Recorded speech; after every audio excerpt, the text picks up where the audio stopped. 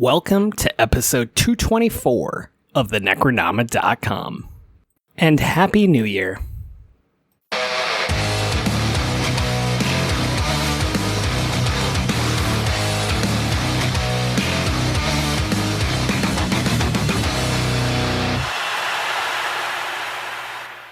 I am James Sabata, horror author, screenwriter, co-host of the podcast you're listening to right now, and I don't remember what I did last week, let alone last summer.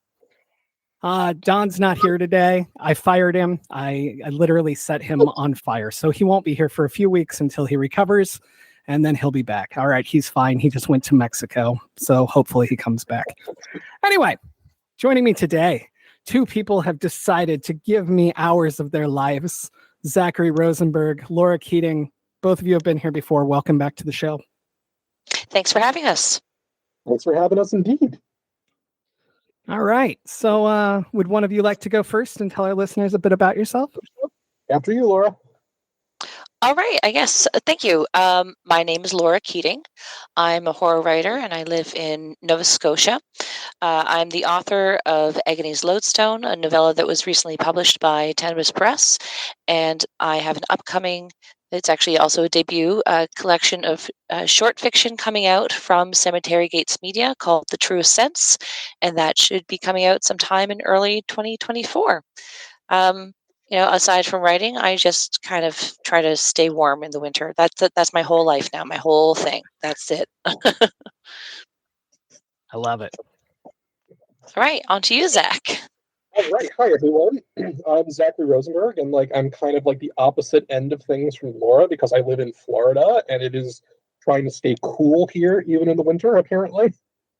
And I am the author of my debut novella, came out this year from Bridges Gate Press, Hunger's as Old as This Land, which is a Jewish horror western, and also The Long Shalom, which is a pulp horror noir, which is a pulp horror cosmic noir, basically.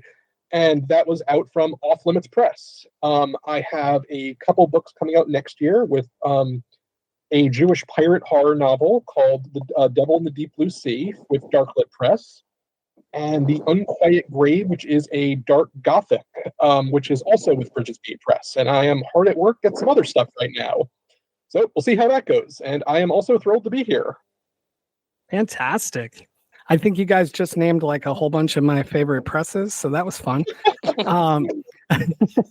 They're like, who does James love? All right, Tenebris. Anyway, that's actually one of my first things I wanted to talk to you both about. There is I don't want to say a resurgence, but I feel like there's a really strong group of publishers right now who are actually taking care of authors and actually being cool to work with and not losing their fucking minds and screaming things on Twitter until the whole site burns down. And I just, I've always gone self-publishing myself. I'm a control freak and I'm not good at the year to 3 year wait and just other reasons.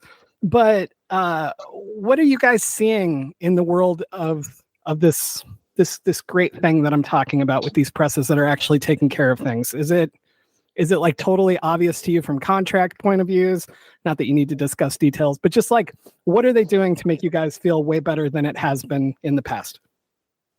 Oh man, if you don't mind me going first, I just find it's the professionalism comes through. It's with the constant communication and the transparency, and people being very direct with what they hope to achieve, what they want to accomplish, but keeping you looped into all that as well. So it's it's less of a top-down approach, I find right now. It's just more of a conversation.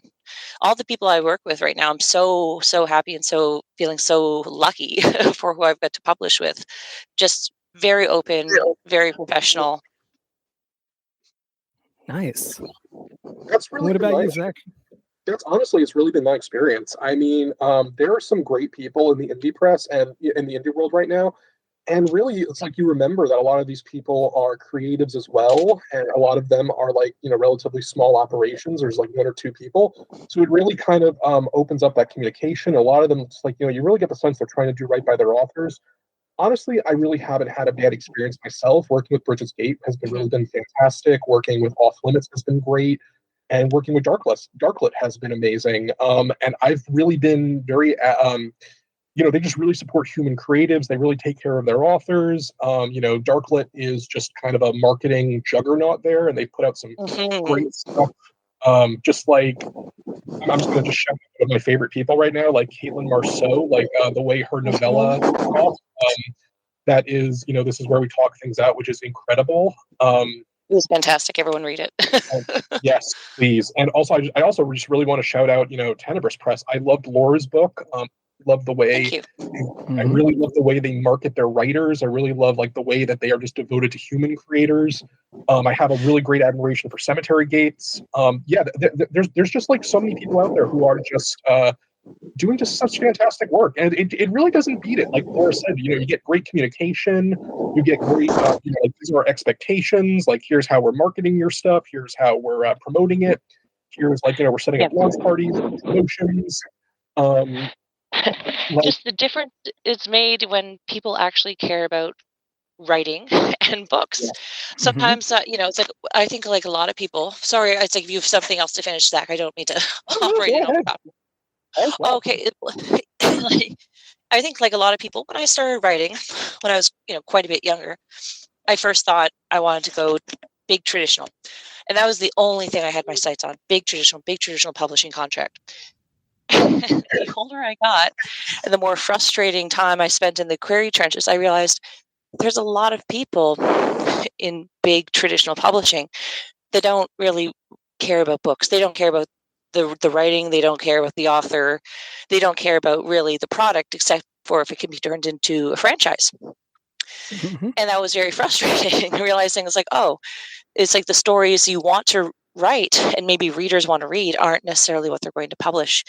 But then getting into an indie publisher, it was like, wow, how refreshing. You have publishers who are interested in books. They're not interested in cross merchandising.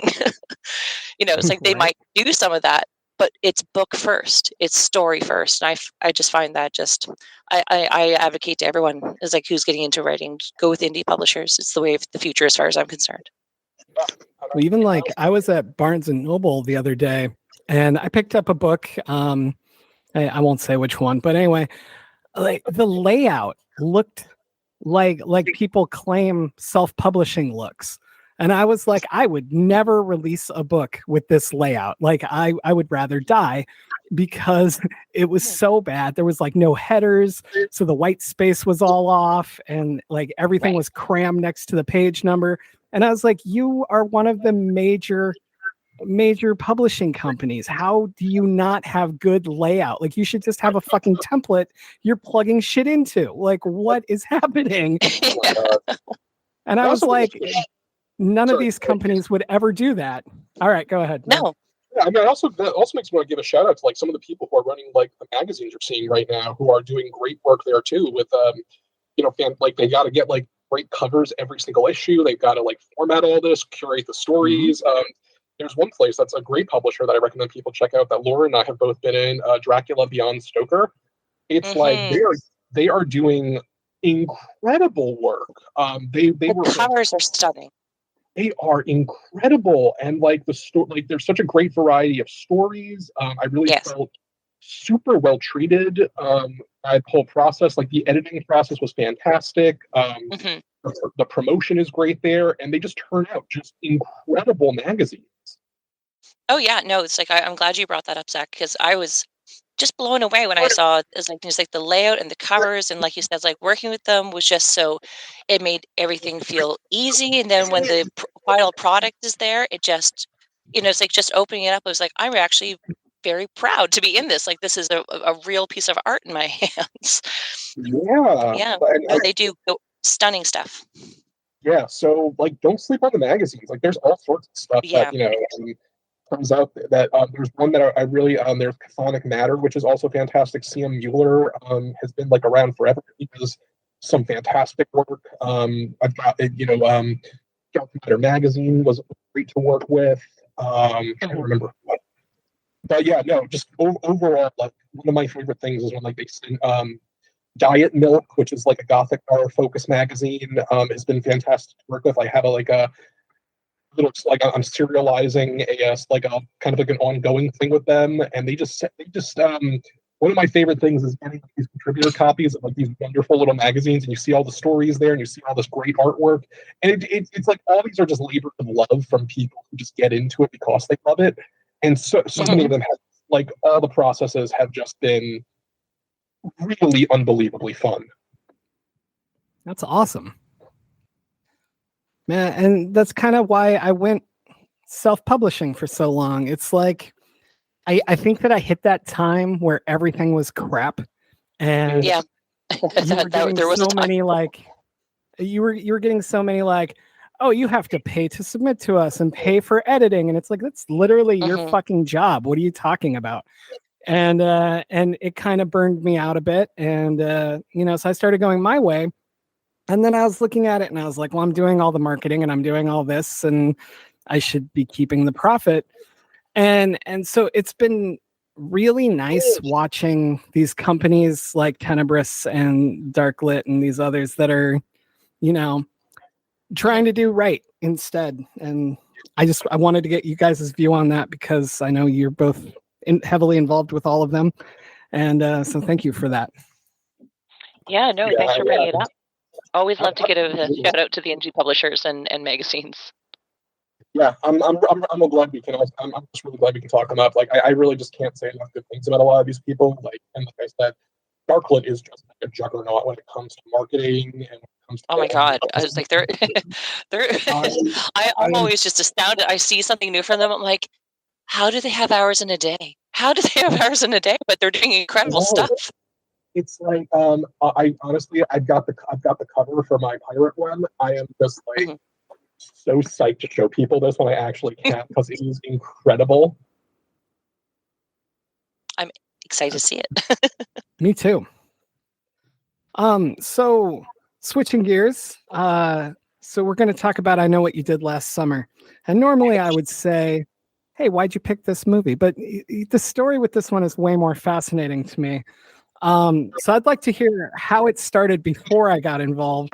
But I also just want to say, while I'm thinking about it, because I haven't mentioned it yet, I have destroyed the former Twitter account of the Necro on X or whatever Elon wants to call it this week. It's probably a dick joke knowing him. And nothing against dick jokes. I love dick jokes, just not his. And so I just wanted to tell everybody that that's gone, but my account is still there. So you can follow me at James Sabata if you were following the Necro before. All right. So one day I log in and you both are talking about this film. And then you're both like, we want to talk to you. What led to all of this? Oh, Zach, how about you start off? Because I think it was Yes. So I believe that we were taught, like, we were just kind of like kicking around about the teen slashers. I actually did a kind of like a live tweet of rewatching these back in October, where with Cynthia Gomez, who is also amazing, and you should totally check out her stuff. Her debut collection is coming. First Morsels, I digress. But we had such a fun time live tweeting it that I was just kind of, I think I can't remember who, but Laura and I were talking about it, and we were both talking about like how much fun we had with this with these movies. And it's kind of like, oh, hey, like thrown out in the void, who here would like to like talk about this with us? And James like reached down from up high and was like, yes. Oh yeah, no, and my feeling on, and part of my contribution in the Twitter conversation we were having, is I feel that sometimes I Know What You Did Last Summer gets really overlooked somehow. It's like, I think it's because of the resurgence in popularity of Scream, and somehow I Know What You Did Last Summer, because it's I don't know, it's like its sequels just sort of fizzled out and didn't really come back. Doesn't get enough love. It's really good. It's like in terms of what it's doing, and also one of the interesting things is it's written by the same person, the same man who wrote Scream. Scream was written by Calvin Williamson. Yeah. That was released in '96, and then I Know What You Did Last Summer, it came out in '97, and then his greatest juggernaut, which I will want to talk about in this as well, Dawson's Creek, came out in '98. Hell yeah. So he had a great 3, and then with a huge series on TV, like come out many years after that sequence of successes, and yeah, it's like I just find I Know What You Did Last Summer very interesting because also it's like it kind of references Scream, and it also references Dawson's Creek, even though Dawson's Creek hadn't come out yet, and so there's a mini like extended universe there that involves teen dramas on TV. It's really something that Scream has been a very powerful franchise, for a long time, and it was so successful. It really I kind of want to say kind of made the slasher genre popular again, but it also made the teen horror film kind of popular again. Like after Scream, there was this whole era of teen horror films that just kind of took off. Like Laura was saying, it was I Know What You Did Last Summer, but also movies like Disturbing Behavior and The Faculty and there are just so many that The Craft, and then Urban Legends, and when I think of 90s horror, I think of teens and teen slashers. Absolutely. Yeah. And I think there's these between Scream and I Know What You Did Last Summer, they really helped to define right in the middle of the decade that genre. And I just find it needs more love. It needs more people talking about it. And heck, bring it back. They rebooted everything else. How about it's I Still Know What You Did 20 summers ago. I don't know. Someone else come up with a better title. I'm not great at titles. I always joke about doing not a remake, but an updated version, and it would take place at their high school reunion and be called "I Still Know What You Did, Bitch." And, I just love the aggressive tone at the end. That's great. I think that's the important part. I think that would sell really well. I think we'll just go for the title, Yeah, no. Well, I even I was thinking about it's how would they reboot this franchise? And I was rewatching it recently. It's one of the few tapes as movies I own on tape, and I actually have a VCR. So it's the purest way of watching the form, really.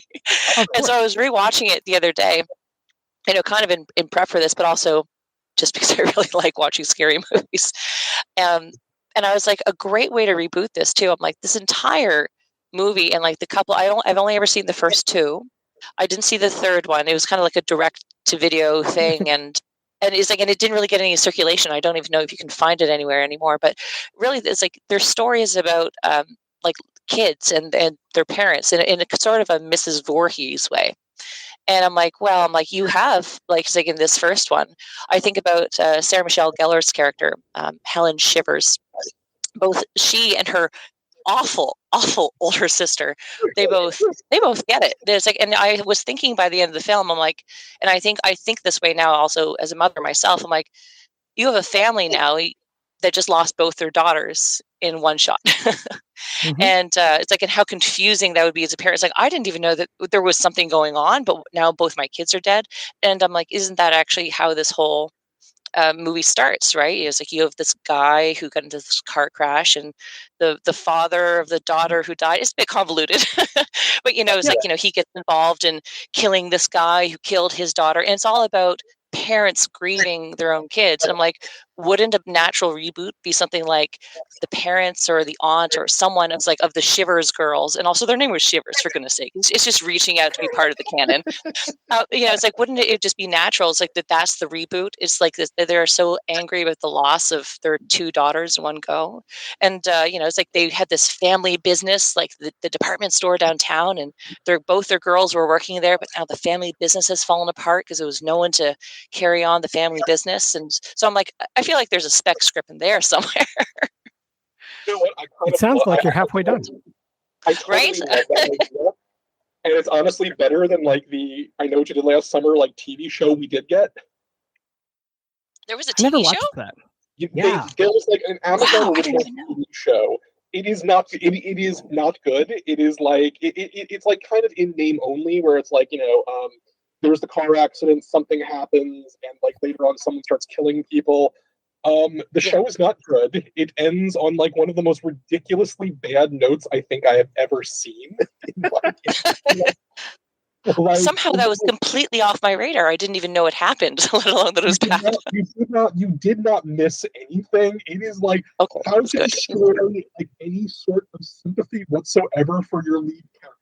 in like one fell swoop. I won't spoil it like right now, but yeah, what you were saying, like there's stuff that I find very resonant. Like honestly, like I really kind of prefer Helen as the lead over Julie because Helen has she's really good. She has such a fascinating character arc to it. I mean, like she really does. Yeah, killer. We know she can kick ass in like in a horror franchise, and you know she was really good in Scream. She was really good in obviously I Know What You Did Last Summer. And by the way, I just want to like take a moment to say when we're talking about the whole thing with Ben Willis murdering the guy who killed his daughter. Okay, the thing I love Ben Willis for like one reason is that he is a slasher so devoted to being a slasher that not only should he be working for the mob, but he gets the perfect excuse to get away with murder because the people who hit him think they murdered his murder victim. So rather than take this incredible Hail Mary, he decides that he's going to wreck that by trying to murder them in increasingly convoluted ways. The guy is so aware that he is a horror movie villain that I love him. No, here's the thing, like rewatching it recently, I had kind of forgotten because again, it's a bit of a convoluted plot. And I'm like, what was it again? Like who was someone?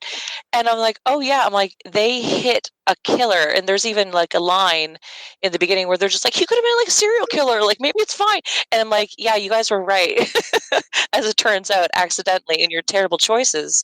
But yeah, it's like, that's the funny thing. It's like, he's so mad that those kids hit him with a car after he was done killing someone and he apparently also he was fine. Like this man is also still running a fishing boat. I don't think that he's missed a day of work. So, he rushed off, but he was just so indignant that like he was knocked out a bit. They dumped him in the water that, I'm going to get you good. And in fact, I'm going to stage an elaborate revenge plot. Like this man was fine. He had time to take photos and to cut them out perfectly and make a whole little collage in his boat. And so I'm like, yeah. And I'm like, there's something excellent about how psychotic that is. It's like, you're fine, but you're still doing this.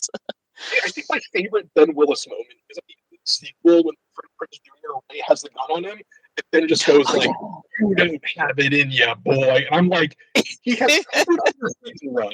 They threw you in the water when they thought you were still alive. He fought you hand to hand with a boat hook and dumped you in the ocean after cutting your hand up. You are putting a lot of faith that he, quote unquote, doesn't have it in you. Right? No, it's like he constantly like overdoes everything. Like he doesn't need to do half of this shit. He doesn't need to set up jump scares, but he goes out of his way. And especially if you watch the second one with it, he just goes so far. Like, I'm like, just kill Julie while she's sleeping. She doesn't even know you're back. Oh, yeah. All the times. Oh, yeah. No, like, it's like in the first one as well. Like, it's like, he chases Barry down with the car and he's over them with the hook. He's like, no, please don't. Apparently, he just walks away and he's like, you know what, Ryan Felipe, I'm going to let you have this one today you live. Same thing. He like breaks into walks in the front door, which I always find so funny. Walks in the front door of Helen's house. You see him coming in the front door. And it's like, there's something really funny about that. Cause in horror films, normally the killer is already inside the house. You see them walk quickly past a door frame or something, but there's just a scene of him coming in the front door, full slicker on. And he just goes upstairs like, time to hide in her closet. And he just waits there, cuts her hair, trying to make it be like, you look ugly in the parade, and then just leaves. It's like, dude, like there's more efficient ways to dispatch these kids. Yeah. No. He's like, and then just right soon ruins her favorite lipstick, gives her a janky haircut. Showed you. You're going to be so pissed. I love how terrible her hat is. Oh, God. She tries to cover it. Yeah. Scene is like when he kills a total rando who he has no reason to suspect would be involved whatsoever. But like, he hooks the guy, he drags him off, and he leaves him in Julie's car with like crabs all over him. Julie leaves for like 2 seconds. And then like he has cleaned up everything. I'm just like, oh yeah. That's an immaculate trunk. why is he not working for the mob at this point? Right. I also love just the image of like the idea of like it's like a jogger, a neighbor coming by, like morning, and he's like, "Oh, morning," and just like dumping this body into his own truck and trying to desperately get crabs off the sidewalk. And I'm just like, what is this tableau? Like this tableau we don't see of this guy just rushing this corpse out of a trunk. Like I was saying, there's the whole thing with the Halloween, tendency where I think was the first thing kind of set it up. Like maybe you could argue Black Christmas, but Halloween was more deliberate, where the killer would leave the bodies for the heroine to find. So, obviously as an intimidation tactic, but also because it's kind of twisted. Like, here's your friend's bodies, here's what I've done with them. But, Ben carries on that tradition in a way like in a very interesting way. But Ben also adds this extra dimension of needing to move the bodies after. Like, the hero goes away. But just in a few minutes, he cleans up everything without a single drop of blood. And it is... I'm just like, that has to be a better use of your time, man. Yeah, like getting Max's body out of the trunk is one thing, but you're right. He does seem to just move bodies around, even when he like kills Helen again, her terrible sister, just the worst. But he kills her, and then there's that really like kind of like stomach turning state of like he is carrying her like under the ribs with the hook, which frankly, in terms of like it's like a horror shot, is just iconic. Love it. Oh, awful. But it's like, why are you moving that? She's at the back door. You could just leave this. You didn't know her. She's not involved, but hey, gotta clean up that mess. brings her to the bathroom, tidies up.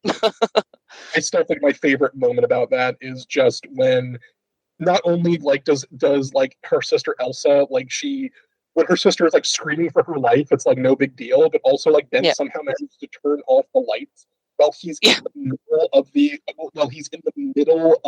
room, like under a sheet. I admire this man for managing like like have you ever seen the movie Behind the Mask? When he's talking about how when he has to do the cardio, like his cardio regimen, because like I gotta keep up with someone running for their lives without ever looking like I'm breaking out of like a brisk walk. Yeah, right. Ben Willis is like the master of that. He's the stealthiest man alive. Wearing like not only is he dressed in a thick slicker in what I assume is like pretty heavy summer wet heat. Yeah, it's July. It's July 4th. Yeah. So right. Even in Maine, that's hot. He's wearing like thick rain boots that he's managing to not make a sound. Yeah. Like I just really like love the guy for just he's also just so adaptable. Like he loses a hand, he just puts a hook in it.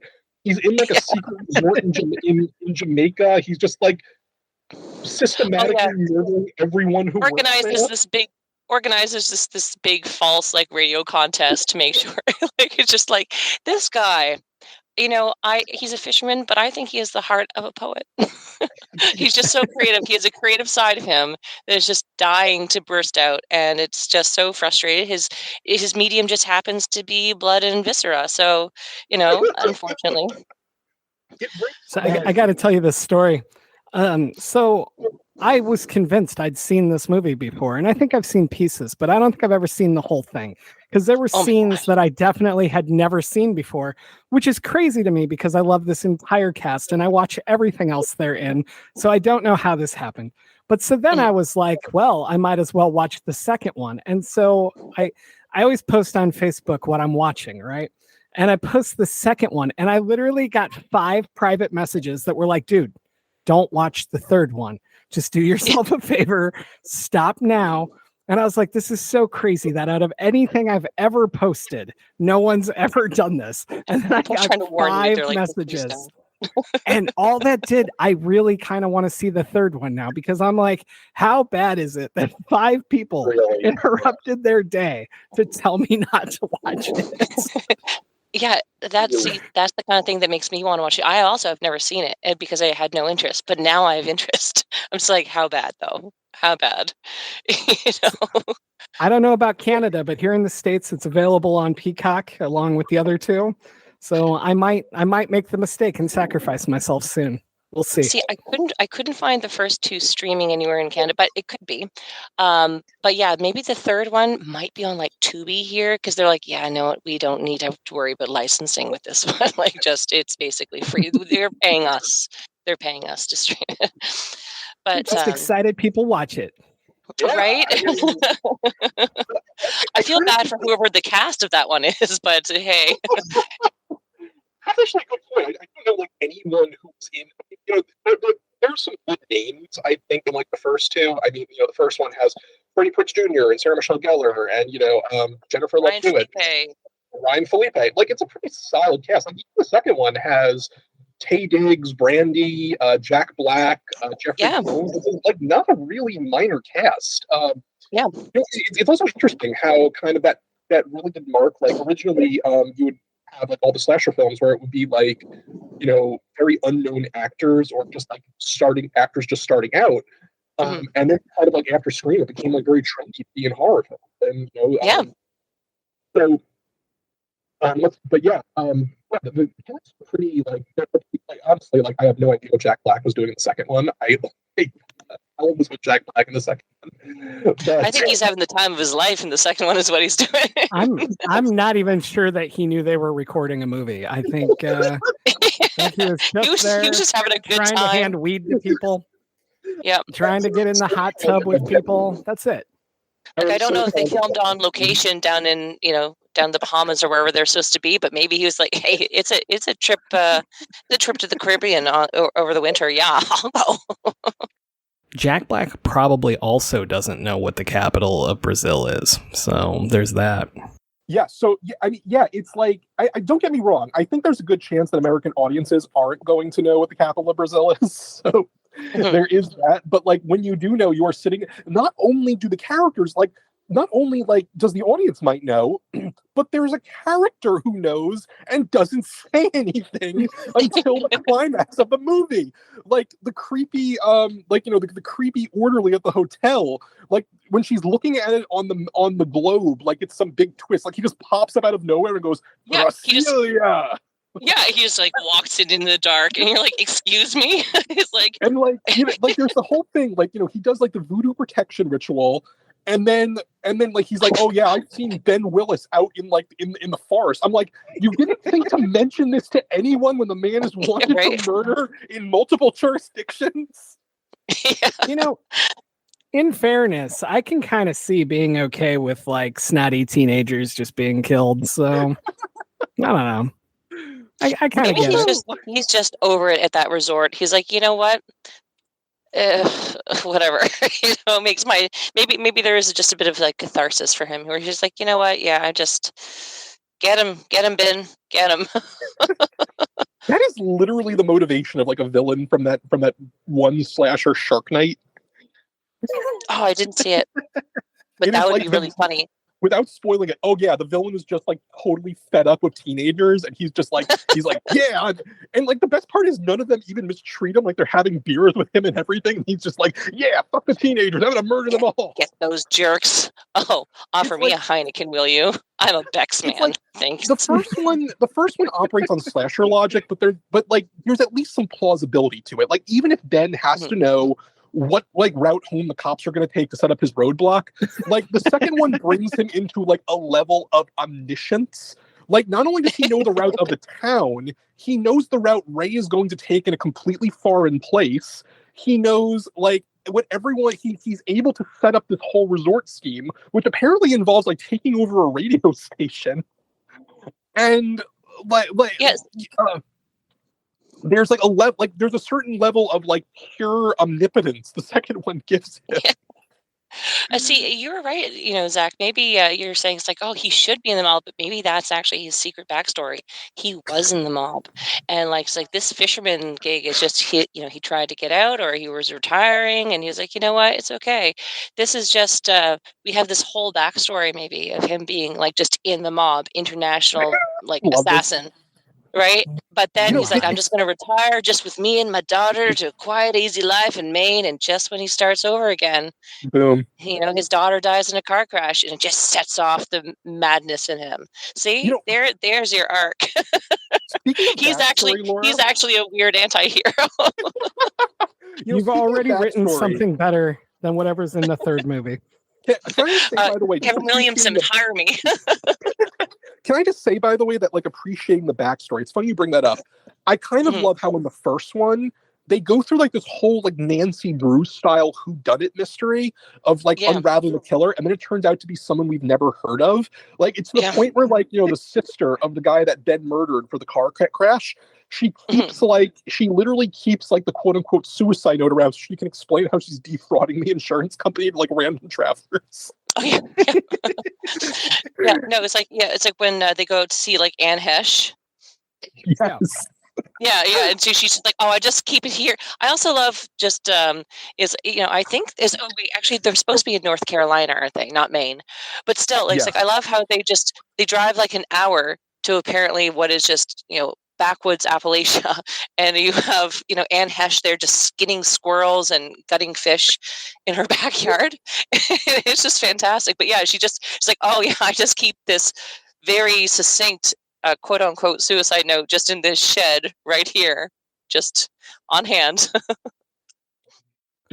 And like she's acting as suspiciously as possible just to like, oh my god, she's like, there is no normal way that she like enters the room. Like when she's like coming up to the car, it's like, hey, and like basically jumps through the window. It's like, you remember the scene where Helen is like, your cigarette. Where Helen is in the parade and like every third man in town is wearing like this dark thick slicker and boot combo. Right. Like, and like I love the bit where like Ray, like what's his name, Barry, like jumps in the crowd and goes after one guy, tackles him, and it's like an old man. He's like, "Where the hell is he?" I'm like, "How do you know that's not the guy you're looking for?" Right? I guess he figured he was so old, but at that point they thought it was still David Egan, like Anne Hesh's brother. They still thought it was him at that point. I think so. He saw old man. He's like, "Oh no, it's not this 20-year-old that we're looking for." I absolutely love, by the way, like what a complete dick Barry is. Oh yeah, but it's like he's both he's so needlessly aggressive for everything. It's like he has one moment where there's like where it's like, okay, maybe he's aggressive, but maybe I'm forgetting. Maybe he's more of like, you know, more redeemable. No, yeah, as you watch, he's angry about everything. Literally everything. Though there is one thing I really do appreciate about the movie, in a sense. One thing that like it really does have over a lot of other slashers, that it really, like, you know, at the very beginning, it kind of like has the heroines introduced, and they just kind of like enjoy having sex with their boyfriends. And the movie never links that to any kind of moral degradation, and never never does like the sex equals death thing. Oh, it's like, and they are such supportive friends too. The opening line is Julie just gazing over the balcony. She's like, "Oh, look at her. She's beautiful. She was made for this," rather than being like the surly brunette who's just like, "Oh my God, guys, can we like go somewhere? I can't believe that she's putting herself on display." You know what I mean? Instead, she's like, "Yeah, get it, Helen," and they're so supportive. And you know, it's like, and same thing actually, even with Barry and Ray in that scene. Is like they're all like, "Yeah, like she's gonna win. That's our friend. Yeah." And you're like, at this moment, I'm like, "Hey, this is actually a super cool and supportive crew." And Barry has his one almost redeeming moment when, you know, it was like the Big Bang Theory guy. He plays Max. Gosh, I'm forgetting. He's Leonard in the Big Bang Theory. Why am I forgetting the actor's name? Johnny Galecki.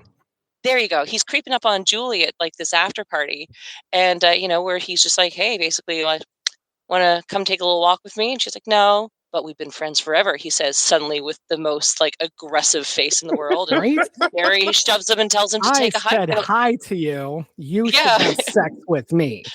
Exactly. And like in that moment, Barry's just like, "Get out of here." I'm like, "Yeah, get it. Yeah, get him, Barry. Yeah, get him, Barry. Your one hero moment." And then shout and scream at everyone. It's not just Max apparently that you're shouting at. It's everyone actually. And it's like, it's like this great dynamic that the sequel doesn't really capture. Like Helen and Julie's friendship is good in a way, like, you know, like Carla's first scene with Julie is like when she's like, "You should totally hook up with this hot guy," and Julie's like, "Yeah, but I'm with Will." "Yeah, but Will's there and he's here." And I'm like, that's not a very endearing character moment, to be honest with you, right? It's like, you should cheat on your supportive and caring boyfriend who's working hard to escape his lower class background. Right? You never buy their friendship the same way. Yeah. really fast, going back to you were talking about I guess it's a sex scene. It's not a sex scene in the nudity way. They're all having sex. I'm a huge Freddie Prinze Jr. fan. I listen to his podcast. I love the guy, right? And so him constantly talking about Sarah and being married to her. When this scene hit, I was like, this is so fucking weird to me. And it shouldn't be. It's not like I've ever been there when they're having sex, but they're having sex with different people right there. I know, right? And I just want to know, like, does this come up in their conversations? Are they ever at dinner and he's like, oh, you mean like the time you were fucking Ryan right over there? You know, like, I don't know. I think that's really funny. And I would love to know. Wasn't this the movie that they met on as well? Like they met on this set? I think so. Like, probably, yeah. And, of course, like they were some of the the cutest people coming out of the 90s. Like, I can see why, it's like, why they got together. I'm just so happy that they're still together. And I'm happy that they do podcasts where they talk about each other. That's sweet. I didn't know they had a podcast. They've been married for like 20-something years. Yeah. It's really, it's like, I mean, they did this together. They also did Scooby-Doo together. That was like a real, interesting little contrast. But yeah, it really is refreshing when you saw like the teen horror films where it's like, they just like let the heroine, and I think, Sidney Prescott kind of paved the way on that front. And I mean, it goes back to like Jess in Black Christmas, but it really just allows the heroines to just, like, hey, we're just hooking up with our boyfriends on the beach. And the film never really condemns this in the way that it, it would with other characters. And it's like, Carla in the sequel kind of sucks. And oh my God, her boyfriend is like the worst character, is like Barry, like Barry worse than Barry. But... Right.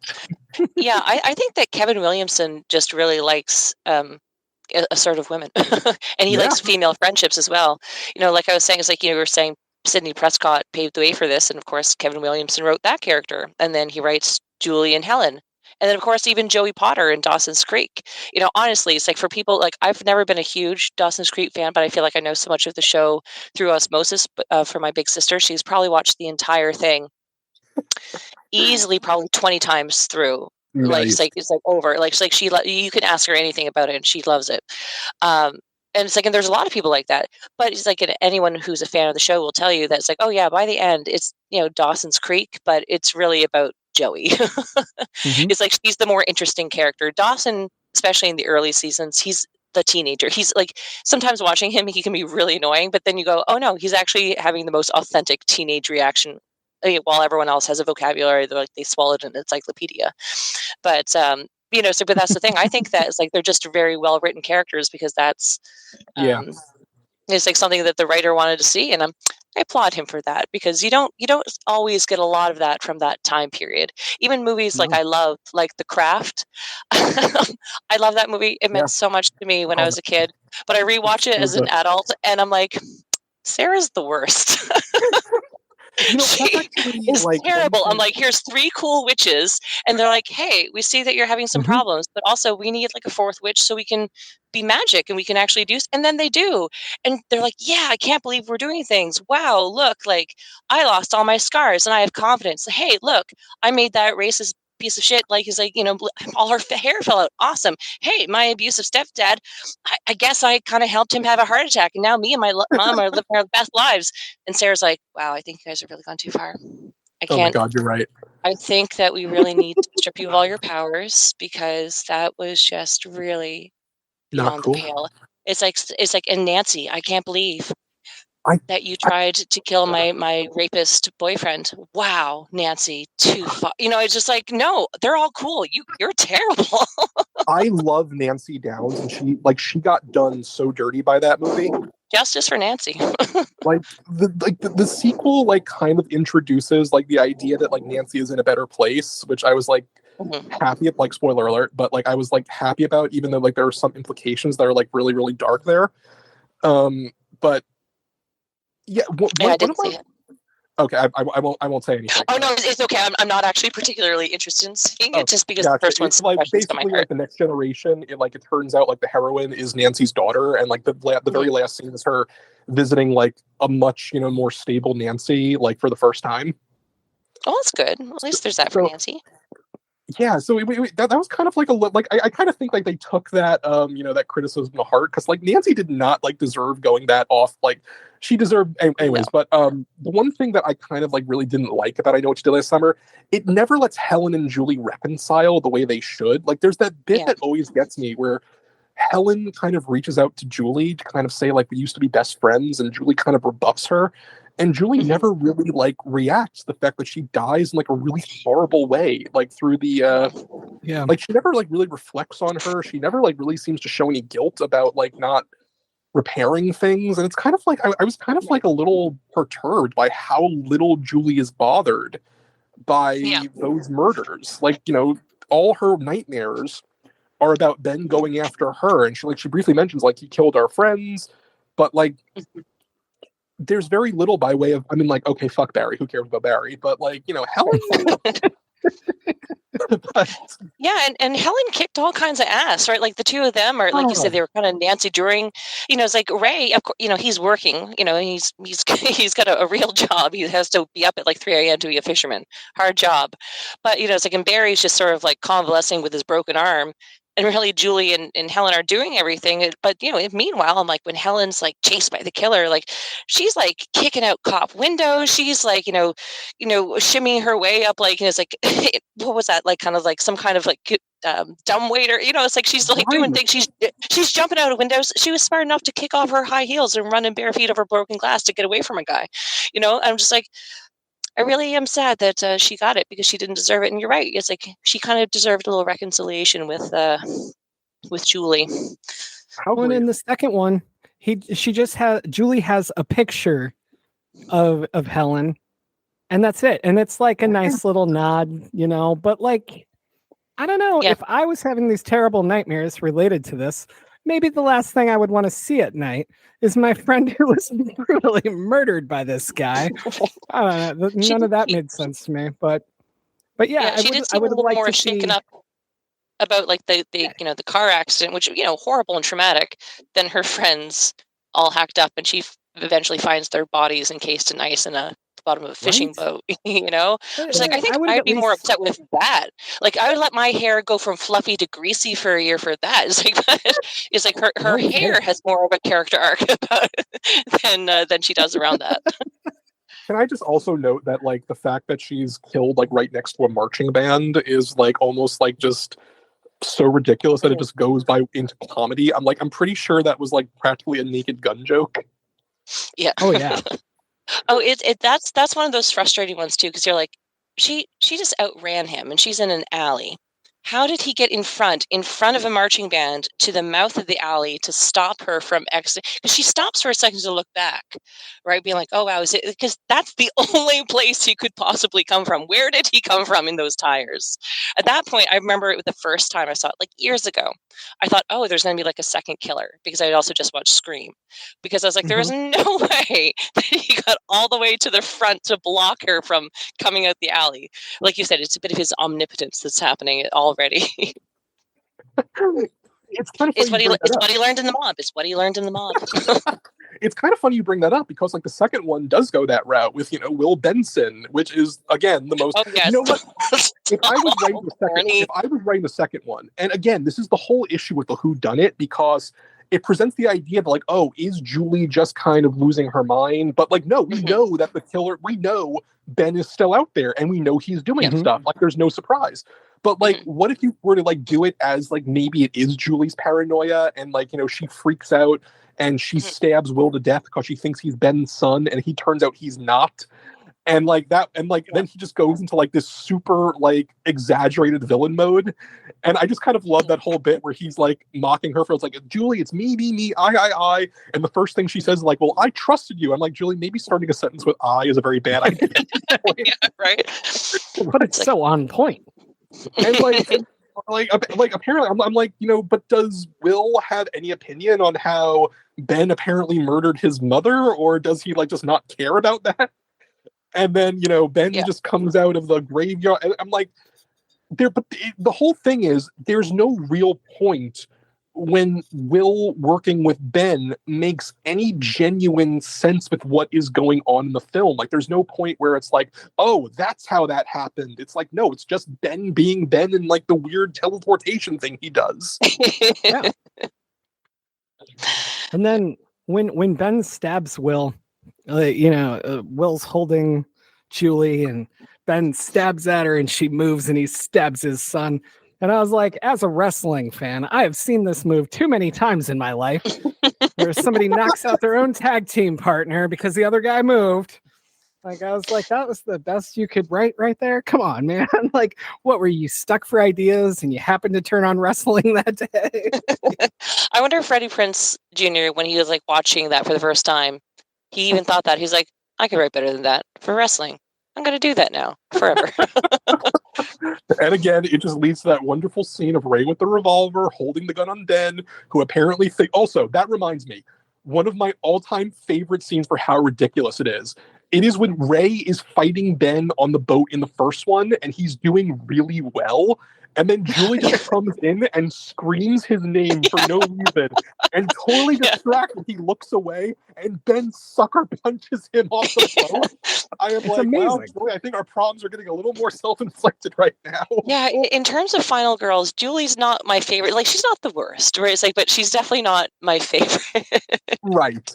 It's like, it's like do not distract a man while he is having a mortal fight to the death with the serial killer. Like, probably sound advice. It's like, at least help out, girl. The more you guys talk about it, the more I'm convinced that Julie is a very different character than I think she is. And I think that I'm blinded by my own lust as a teenage boy who was madly in love with Jennifer. And I'm starting to realize, like, she's all about herself and she distracts people without thinking about how it'll affect them. And then she doesn't care that her friends are dead. And I'm kind of wishing she at least does make a good point. She does make a good point, at least in the very beginning, when she was like, it was an accident. It was dark. We should just call the police. I'm like, you are making a good point here, Julie. And then she just proceeds to run away from every scene that she's in. If you watch that film, her exit is always run from everything. She also knows nothing would happen to her. Like, Ray is going to have a very different experience than she would have if they called the police. That's also something that kind of bothers me, is it kind of like implies Ray is less culpable because he's poorer than the others. And I'm like, I don't think that's really relevant at this point when you like basically murder a man. Well, see, it's like, I thought it was, it's like, but he was, it's like, and he was supposed to be sober, right? Like, and it's like, he wasn't drinking at all. So I'm like, but it was Barry's car. Right. So they were going to say that, right. And then at the end, that was right, because they were like, oh, they'll never believe that I let you drive my car, and I'm famous for being like, don't touch my car. My what is that? It's just a sedan. And then at the very end of it, like the police are just like, do you have any reason this maniac would have come after you? And they're like, no. We're good. That's actually a pretty good line. I like that turn of face on it too. They're just like, yeah, no, we're not getting back into this. Okay, that's fine. No, well, you see, last summer. Well, I also love too how at this point they're just like, the rent-a-cops of this town are not going to look any deeper into this. We say no, they're like, that's good enough for us. Kind of like the guy I love when Helen's like at the beauty pageant and she sees Barry getting like hooked up in the balcony, and she's like, oh no, he's killing him, stop, oh no, right? And everyone's just like, huh? She's like, there, up there, the killer. She's like pointing. They're like, wow, she's really gone berserk. I'm like, can no one in this audience turn around? Finally Pop shows up. He's like, well, I guess we'll look. And at that point they're gone. But I just like how no one has the capability of looking where the terrified woman is pointing. They're just like, wow, she's really interrupting this terrible singer on stage. They weren't terrible, but it's just like, I can't believe the former beauty queen is trying to get so much attention right now. Let's not even look where she's pointing. Don't validate it. Don't validate it, guys. Just don't validate it. She'll just do it again. So there's this kind of justification in the Scream for why like so many of why the victims are isolated at points. Like, you kind of see where the killers are getting fit. Like when they kill the principal, they target him after hours. He's alone in his office. But like I know Chick-fil-A Summer like means these towns to be like apparently occupied in parallel dimensions at certain points. Like there's nobody on the streets anywhere at random points. There's nobody in the gyms. There's nobody in the like even the sequel they kind of justify it like it's the off season, the resort, and Ben is kind of targeting them at like various points. But the sheer amount of like people unable to hear someone screaming for their life, like do I get this? Is really incredible to me. And don't get me wrong, there are some really, I think, tense bits in it. Like, I really think the bit where Helen is stalked in the streets, that bit is genuinely, like, really, really suspenseful and tense. Because I think the film has also done a great job building up Helen, so we don't want her to die. But when he kills Barry in literally a crowded theater and nobody notices it or even, like, looks where Helen is pointing... That is genuinely, like, I think, crossing some lines of what is believable, even in a slasher. Yeah. It's like, that was one of those ones where I'm like, I know you guys wanted this small, salty town feel, but you might have needed to put Barry higher up in some kind of bleachers or, I don't know, the sandbags or something to make this more believable that no one would know where to look. You know what I mean? I'm like, just the bleachers 10 feet above your head is not...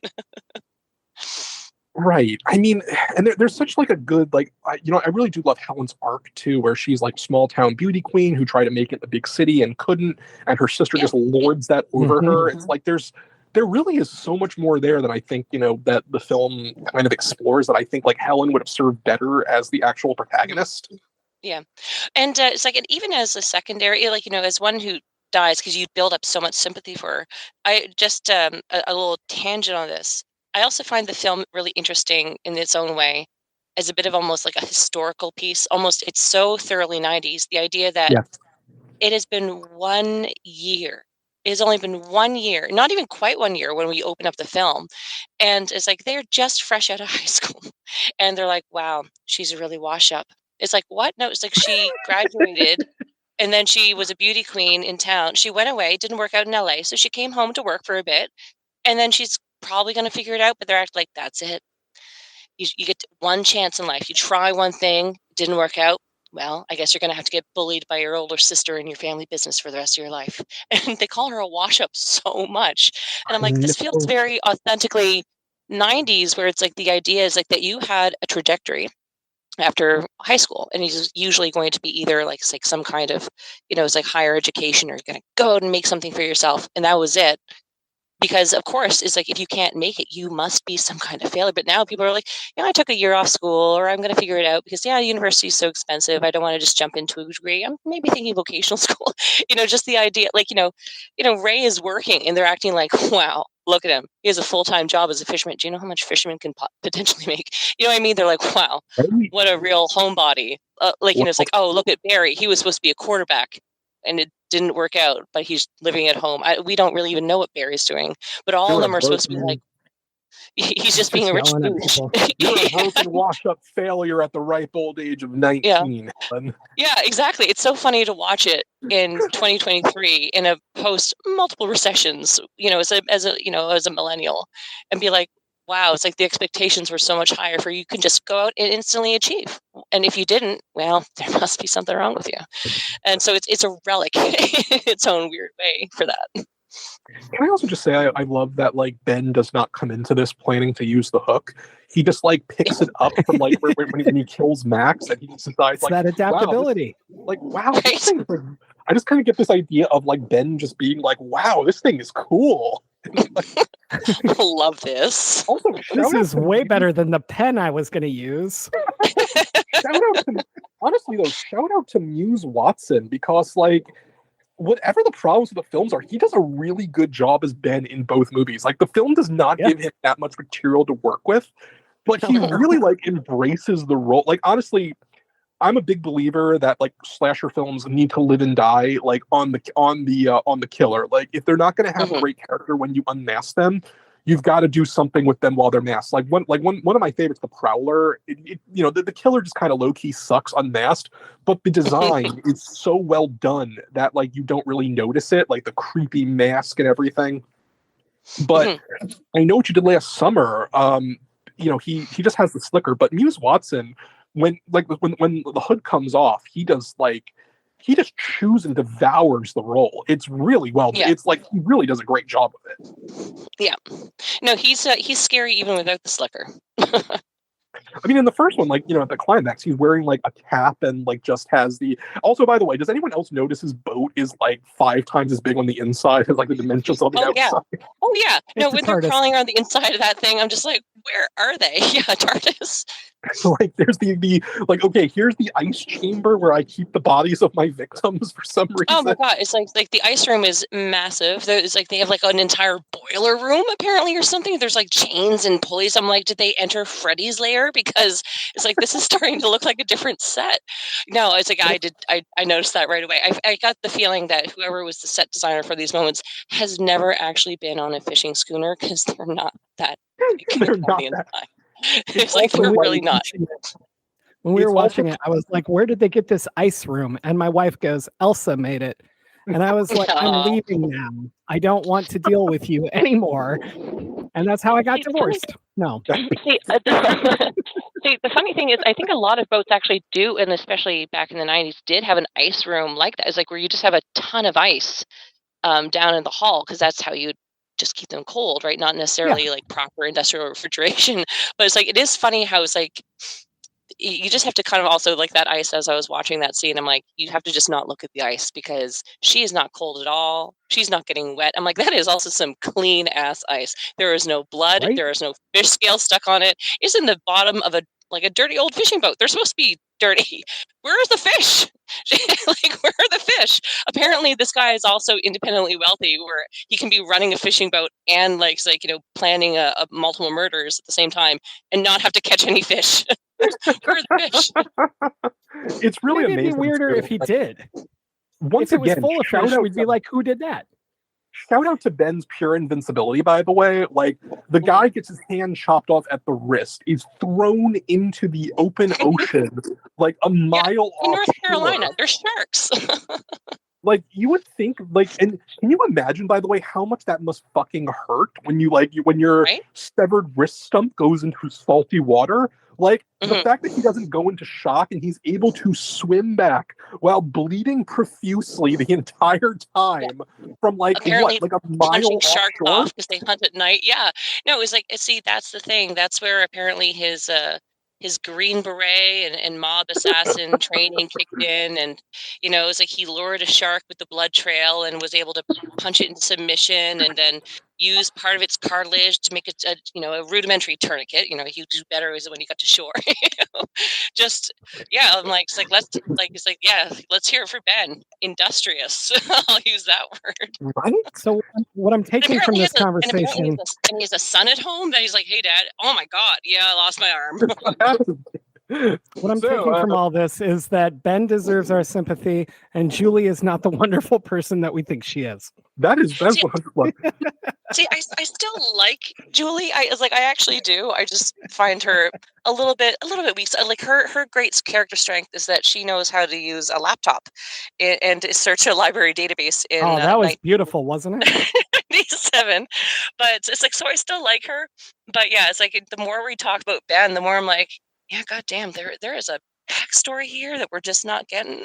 You remember that Ben is also able to hack into a karaoke machine and change the lyrics to "I Know What You Did Last Summer"?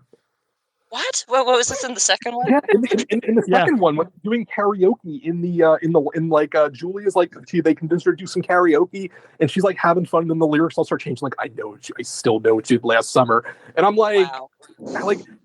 Half of Ben's plan. Also, one of my favorite bits is Julie's in the tanning booth, and Ben locks the thing on her, and I'm I'm like, okay, number one, why would you have a tanning bed that could deliver a lethal dose of UV radiation? And secondly, why is Ben horsing around with this? He knows how dangerous they are. But he's a guy who likes to have a good time, you know. He also he loves his work, man. He loves the work. He just kind of wants to extend it out. Why didn't he kill Barry right away? Why did he just chop off Helen's hair? Why did he just lock the thing but then be like, you can get out? All these easily escapable situations. that I kind of get. But also, oh my god, like, let me say in the sequel, we haven't talked about this too much, but oh my god, Tyrell is like the freaking worst. Like, every single line he's doing is either I want to have sex with Carla or I am emotionally abusing Julie. Yes, every single I haven't line. seen that in so long, but it's Sometimes, like I remember him being like the new Barry. dude, he's so much worse than Barry. The entire time, somebody will be like, "Oh, I just want to do something with you," and he's like, "Well, I want to do something with you. I might have mentioned it already." Like, it's so fucking weird. And he's just mocking Julie this entire time. Like, he's just being so nasty. Like, he's mocking her for her dreams. He's mocking, like, keep in mind, by the way, like, nobody, like, even if people dispute that Ben is dead, like, died a few years ago, and that there's no issue, and, like, you know, nobody disputes that Julie was terrorized by a serial killer. So he's literally like emotionally abusing a trauma victim with absolutely like no bounds on that, like, whatsoever. Like, everything he said, like, he's mocking her mental state. He's denying that there's a serial killer on there. And, like, even when other people, like, have ideas on how to handle the situation, he just goes like, yeah, fuck that. And then constantly, like, he's legitimately like the worst. And but okay, like you have somebody like Barry, and when he does it, it's that little throw of the red herring. Oh, could he be the killer? He's kind of crazy, even though you know he won't be, right? Yeah. But Tyrell is so far past that. He's so far past that you're like, no, you can't. You're not good enough to be the killer. You're just a dickwad. You're just good old fashioned terrible. He genuinely is. And, like, I said before that Carla is not great. Just be like, once again, when you have the whole thing about your first instance is I'm trying to convince my friend to cheat on her supportive boyfriend, but she's not as like, there's the whole bit where she's like, you killed Ben Willis. Well, they never found the body, and she has this whole bit of like pure betrayal for reasons I can't really understand. She's like, Julie, I'm supposed to be your best friend. I'm like, what would you do if you knew about that? Like, genuinely, like, what would you have done with that information? Not be her friend? And then, like, no, also, just the other part where Tyrell is the worst. When he believes Estes is the killer, based upon no information, like, he's like, yeah, fucker knows something.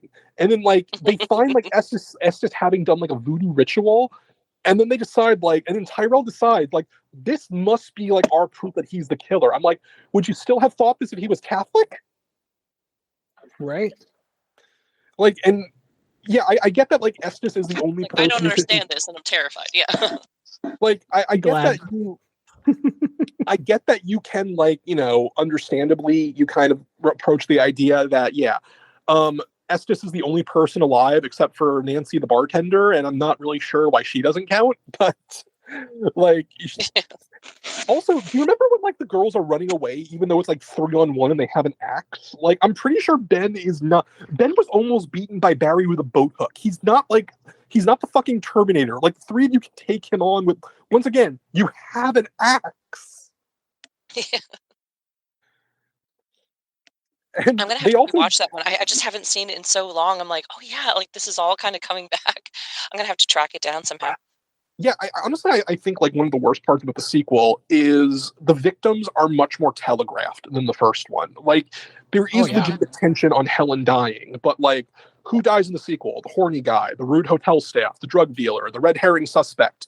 There's not really any surprises in there. The one I always felt bad for was the poor housekeeper, housekeeping, and she's knocking on the door, and then she ends up in the dryer. I'm like, oh, she was just, I did housekeeping for a while. It's the worst. She didn't deserve any of that. She was just trying to change their room. Let her go.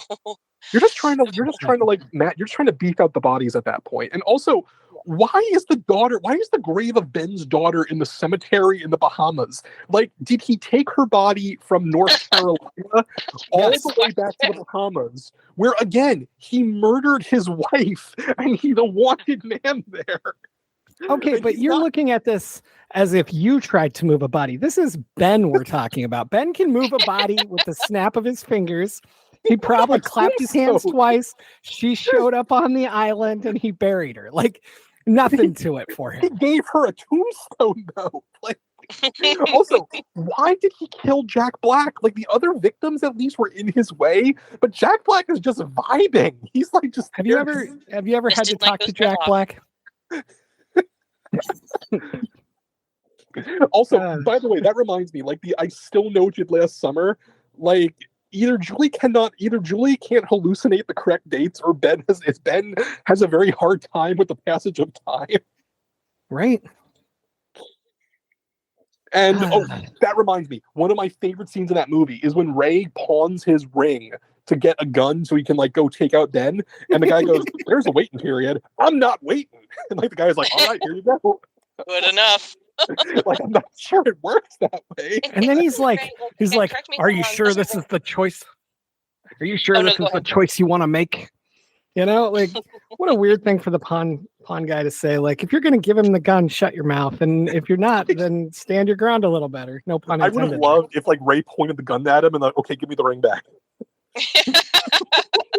Then you get back. In fact, a couple of Gonna these need things. that ring. Mhm.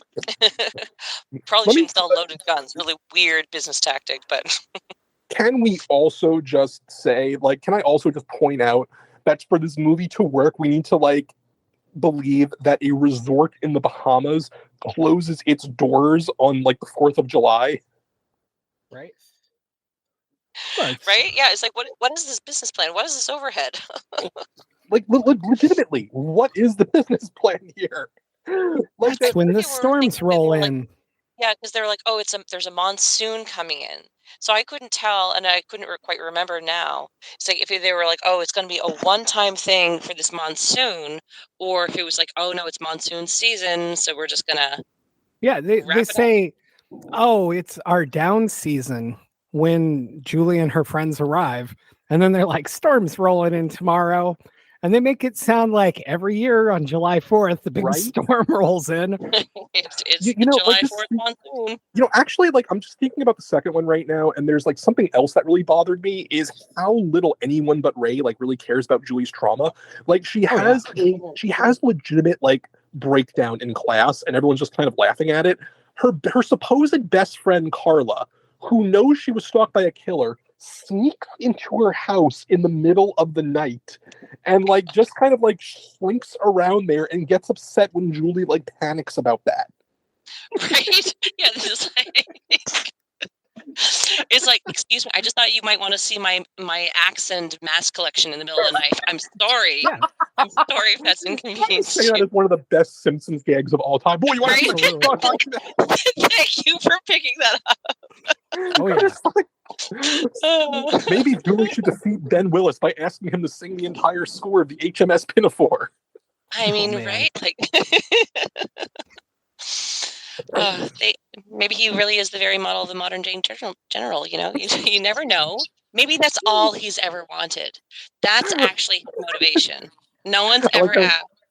That's the creative thing that died in him. He tried to be off Broadway.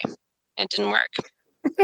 I'm just saying, like, Sorry, I keep just creating his backstory. That's why he's a quick love- change artist. the man, the myth, the legend, Ben Willis. Right? Like, Coming soon from Tenebrous Press. Oh. like Yeah, Ben Willis.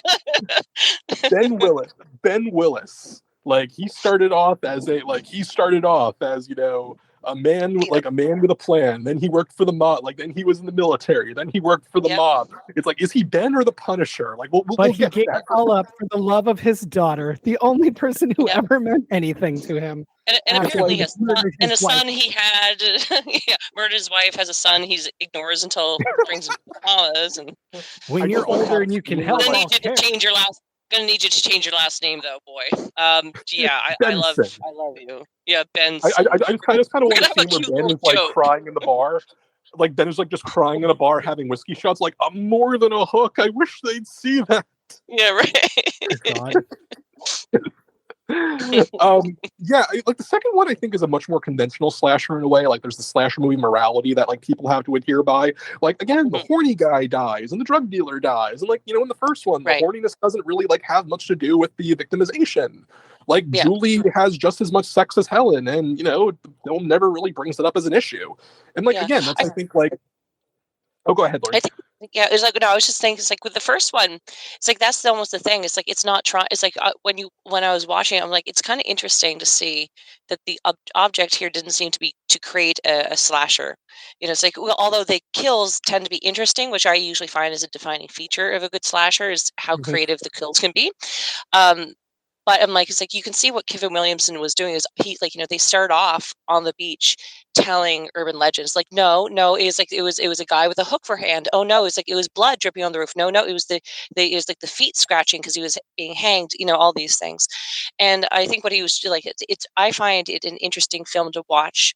Is it was an attempt to create, or at least this is my opinion, a modern urban legend, because I was trying to think about it afterwards. I was like, it feels like a story that already was told. Like this is a rehash Yeah. of a real urban legend, right?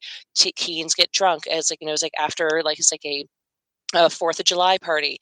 They hit a kid, they try to hide the body, but then there's ghostly revenge.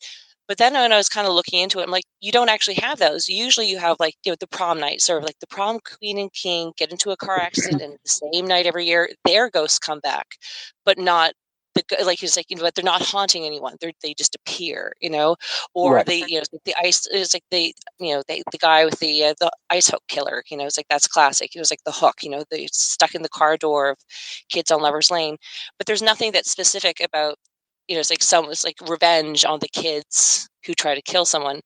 And I think it was actually fairly effective in trying to create a new urban legend. It's like, oh, did you hear that? It's like at this point, it's like there was this accident, and then like, it's like, you know, it's like the guy came back the next year, or someone came back the next year to seek revenge on the persons who had killed him, right? It's like, and I'm like, oh, that is kind of interesting, right? It's like this attempt to create a new urban legend. Yeah. I really like the way you're saying that. Like the hook is very much the urban legend there. Yeah. And again, like, it's like even things like, you know, I guess I heard a lot of like these, like, oh, like this pretty couple, like they died at this like scene, right? And you kind of do have that with David Eggers and Ben's daughter. Really, it's like they are a young couple who died like at a scene, and there is ghostly revenge that's related to that.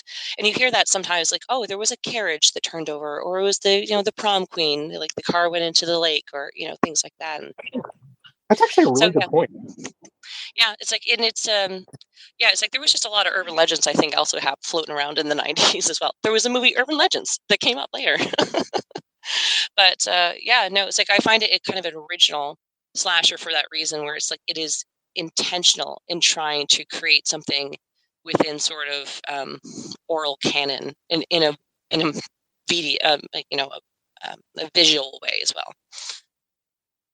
It really, and it's interesting because we were at the start of the internet, or mostly the start of the internet, and so urban legends still had a life, but they also started getting a little more push with the little bit of internet we did have, and then 2 years after this, you have the Blair Witch, which cashed in on that whole weird like that was the only time the Blair Witch could have happened the way it did. Like you needed enough internet to push it, but not enough to instantly be able to Google it and go, here's the cast and crew on IMDb, like.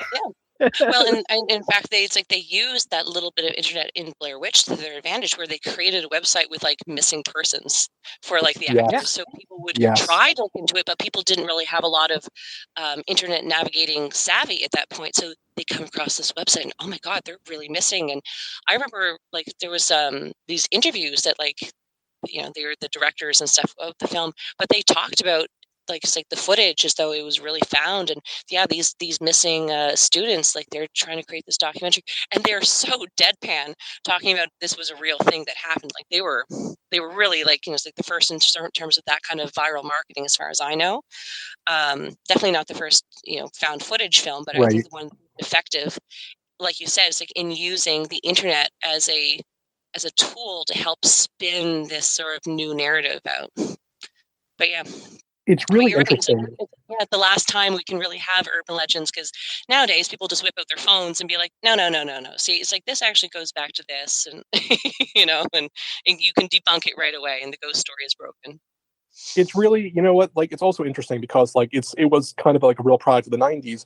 The viral marketing, like you were saying with the Blair Witch Project, where they were able to portray it as something real. But also that brings to mind something like Scream, where they were able to keep things so under wraps with the marketing that Drew Barrymore, in the first scene of being the biggest star and being the victim, you could never, I don't think you could ever get away with something like that right now. No, you couldn't, Like, there are legitimate twists you couldn't, like, you know, nowadays people expect that viral marketing.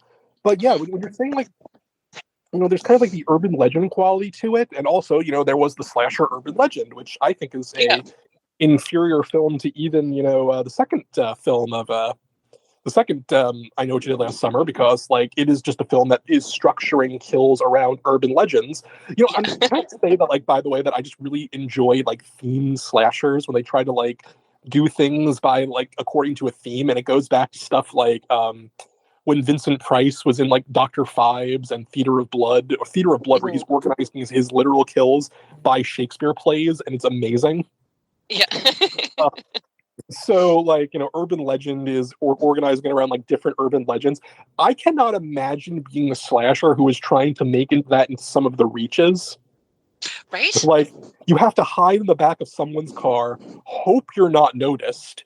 You have to like God, what were the other urban legends? You have to wait for like someone to go out in the middle of like the in like the middle of the wood. They do have a pretty excellent, again, I'm sorry, I feel like I'm bringing Dawson's Creek up, but again, you cannot ignore the impact of Dawson's Creek in the 90s. It's like, but there is that scene, it's like it's the hanging, the feet on the car, and you have Joshua Jackson there, Pacey in Dawson's Creek. He goes to turn on the radio, and the theme song to Dawson's Creek, I don't want to wait, comes up.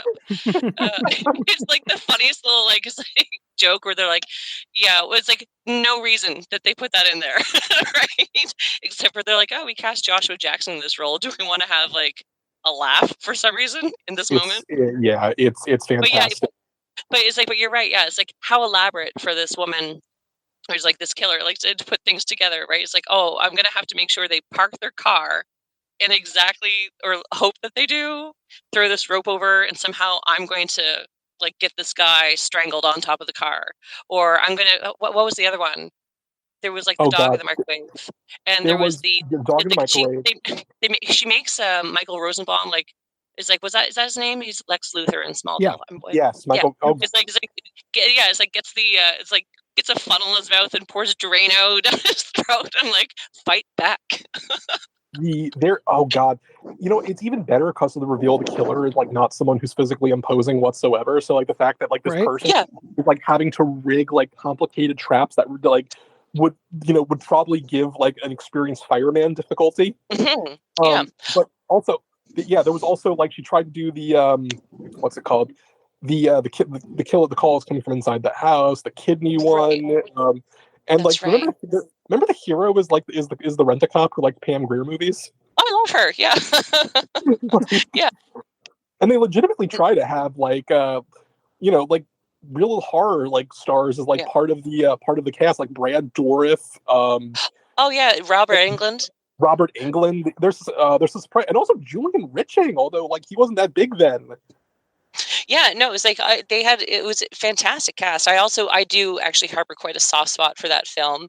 It is like just in it's so sincere. You know what I mean?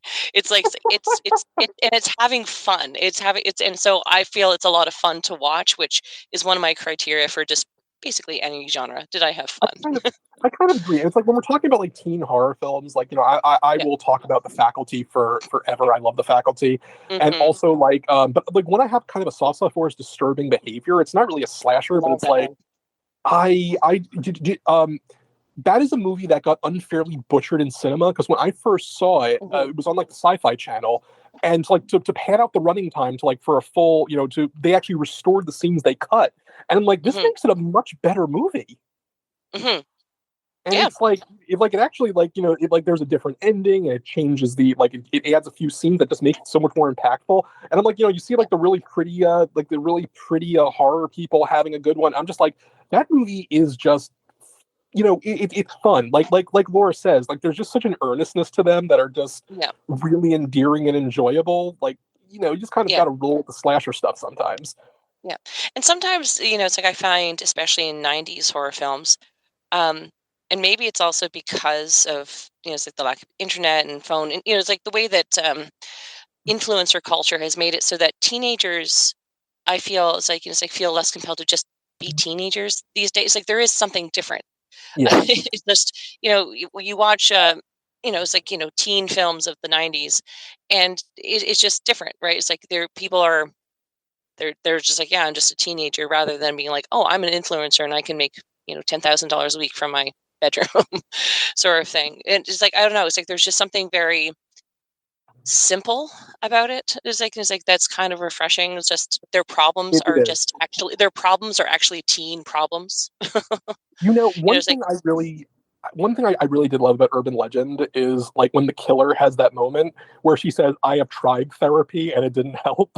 It's like, I just love that being acknowledged in this. Yeah. And also, like, just the writing is when she killed, like, you know, spoiler alert, but when she kills like you know, her first victim is the person who killed her boyfriend in the car accident. You know, okay, fair. Yeah.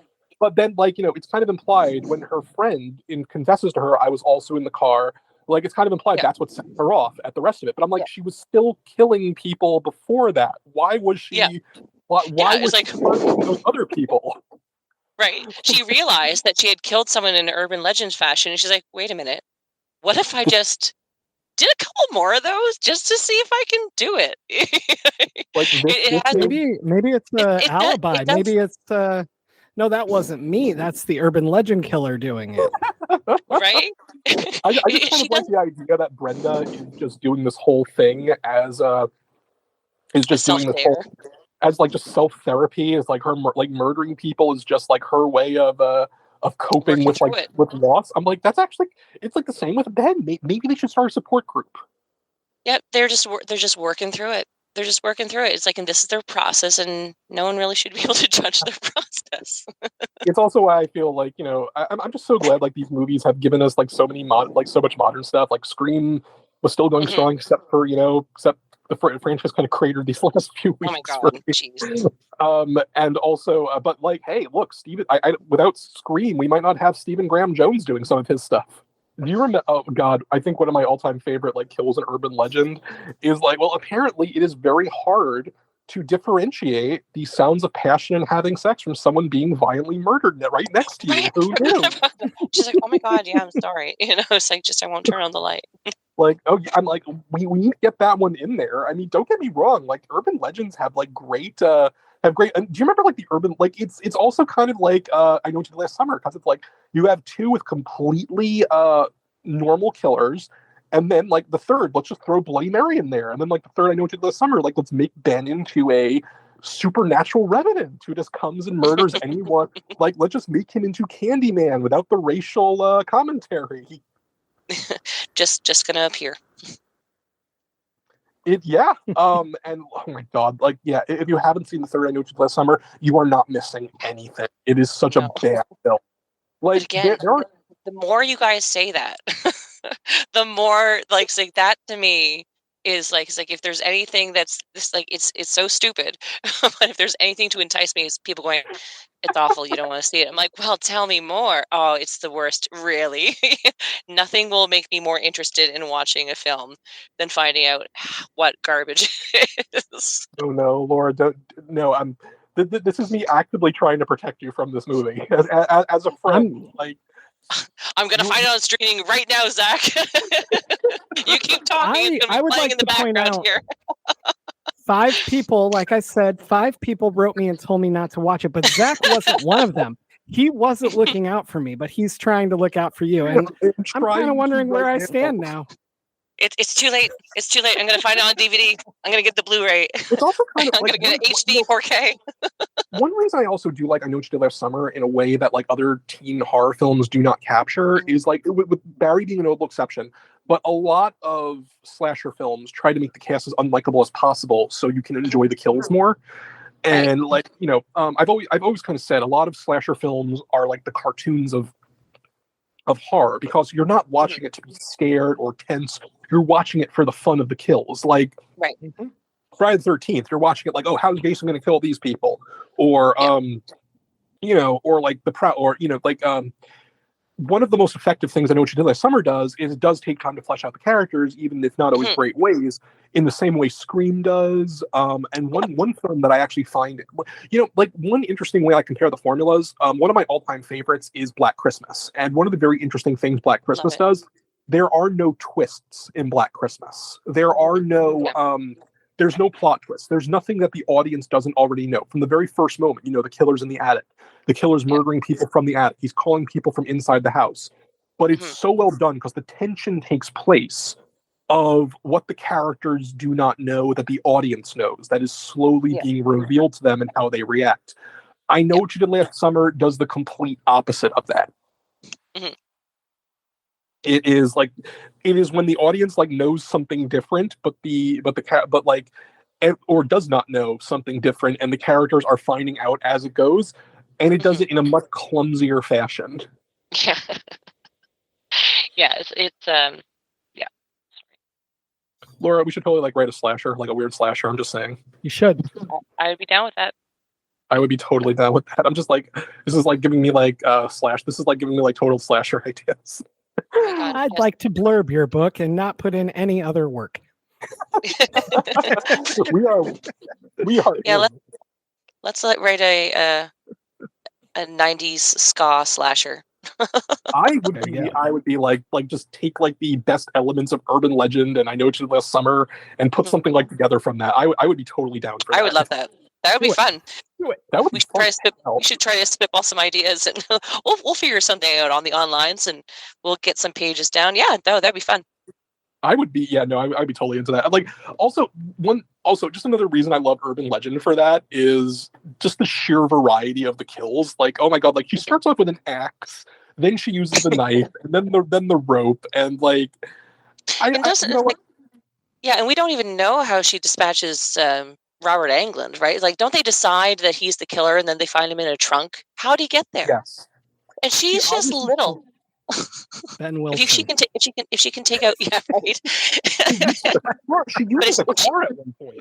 She kills like the janitor, like she chases him down. Also, how great is it? She knows what car that the heroine is in.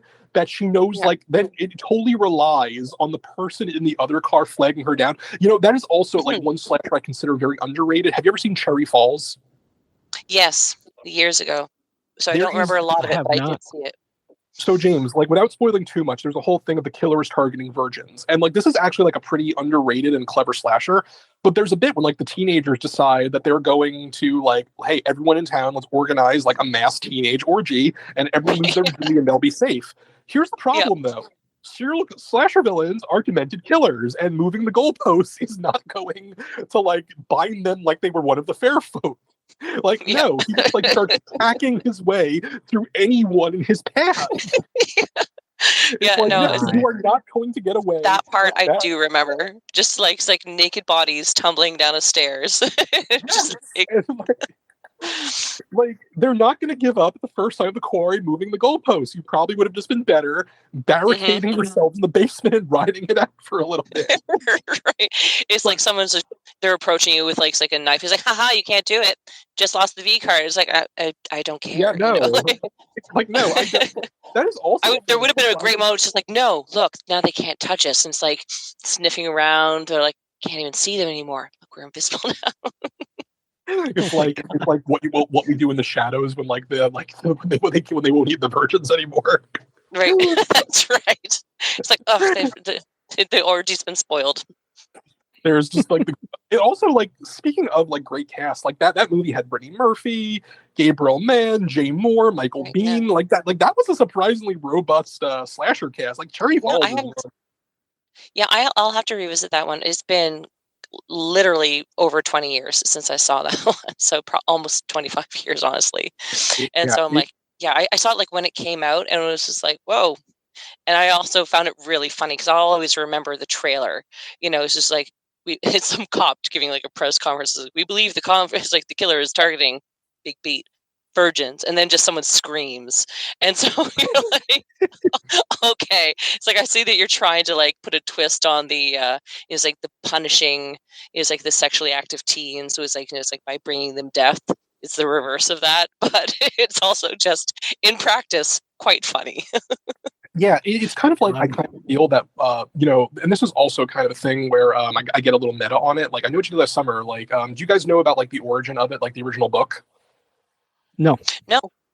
So the author, Lois Duncan, she wrote like mostly like kind of like the original book is more thriller, and this is kind of where I get a little dark for a second, because she wrote the book before, but her daughter was actually murdered in a violent crime that went unsolved for a very long time.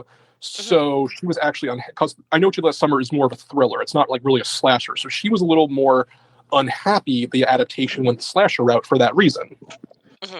So it's the book is actually very good, honestly. The murder was actually. I didn't realize it was on a book. Yeah, Lois Duncan was a pretty famous. She was a very prolific young adult writer. I kind of grew up reading her stuff. I recognize the name. I kind of feel like there was a shelf at our local library, but like right there with like Christopher Pike, you'd have like Lois Duncan. Yes, she was like writing since the 50s. I mean, she was around for a really long time. They actually I think they just solved the murder like just unfortunately not in her lifetime, but it was like they solved it like last year or the year before. Really? Oh well, I'm gonna have to look into that. Yeah, definitely. She really did not appreciate that it was turned into a slasher film. And I think one thing that kind of makes the film stronger is the focus on the main cast. I feel like, honestly, it would have been a better movie if you didn't add the other victims. Like, because some people exist only in this movie to be killed, like Max or the cops. Like Max, or the sister even. Or Elsa. Oh my God, Elsa just sucked. But yeah, like I think like I think the movie could have been even stronger if they didn't go the full slasher route and just focused on like the core four without needing to pad that. Because you don't really feel bad or scared when Elsa dies because she sucks. And also, let's be honest, like her moment of death, there's no tension. She doesn't even try to get away. She's, oh no, he's coming. She's standing there by the locked door. Girl, you got the key. You can exit that door. And in fact, you locked it from the inside. You can still, it's a push bar. You can just go through. Go. But she's just standing there and shows up and she goes, and there's like a squirt bottle of blood that hits the window. And I can't believe you guys are talking this much shit about Billy Madison's girlfriend, Veronica Vaughn. So sad. Well, she shouldn't be so mean to Buffy. Equally as talented in Mortal Kombat. I mean, it's also like I feel like a more straight adaptation of the novel because it's such a it was written in the 70s. Where it's less, like I said, it's less a slasher and more focuses on the guilt and internal conflict, and it's much more of a good thriller. It's like Duncan was very good with that. I think that is it by the same title? What was that? Yeah, has the same title? Yes, and like it's interesting because it gets into Barry's family. Like he's still kind of an asshole in the book, but his mother is controlling and emotionally abusive and doesn't like Helen.